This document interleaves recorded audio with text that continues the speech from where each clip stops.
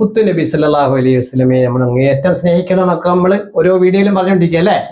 7 മക്കളാ അല്ലെ.